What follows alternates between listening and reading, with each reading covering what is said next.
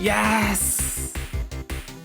One of my friends Kedwise here. Sorry to be late to upload my video. Recently I was busy for working on my own mobile app development. That's finally completed, and today's video I want to introduce my new game application, that is Jumping Quest. This is a 2D mobile game and it's made by pixel art. I designed and coding, testing, everything I've done by myself, and finally I could release on the store. And this game is like you only use your finger, just swiping the screen. The little pretty rabbit, you can just move by swiping the screen, and then you can try to jump higher and higher, and you can see many adventurous worlds on the game. And it's of course free to play, so if you are interested in, please download and play on your device. If you find a bug, please don't report me, because I don't want to fix it.